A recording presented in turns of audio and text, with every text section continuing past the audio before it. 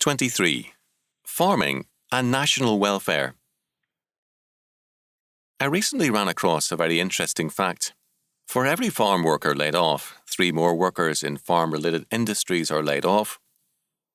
As a result, whatever happens to farmers has an immediate effect on cities. I checked out this fact with my son-in-law, Dr. Gary North, an economist, and he confirmed it. I learned still more as I read. In countries marked by bad economic policies and poor farming, the cities become huge slums and a centre for largely unemployed millions who barely exist. Mexico City has 11 million people. Sao Paulo, Brazil, about 9 million.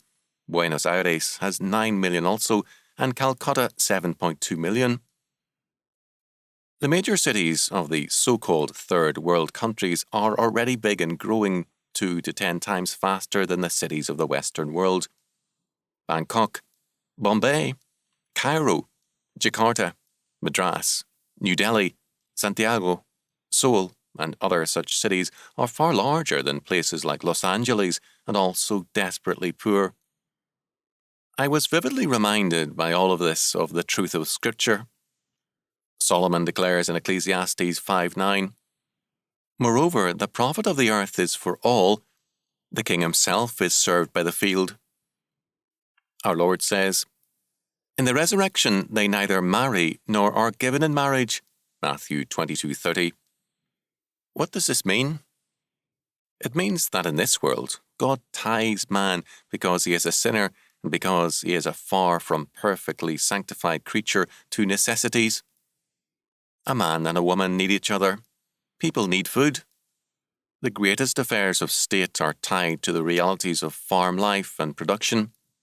Thus, man cannot forget that he is a creature and he must be ruled by God's every word. Today, politicians plan for, quote, full employment, end quote, unmindful of the effects of the droughts on the economy and employment. They assume that man's desires and man's legislative acts can alter the world and conform it to man's will. Instead, all such attempts by man lead to disaster. We dare not forget that God declares that, quote, "the king himself is served by the field," end quote, and that profitable or successful farming is beneficial to all men. This is, like so much in Scripture, an obvious fact, but men will not see it because they are proud and headstrong sinners.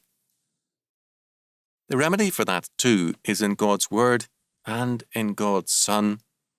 When we neglect the written Word and the incarnate Word, we do so to our own destruction. Hear ye the Lord,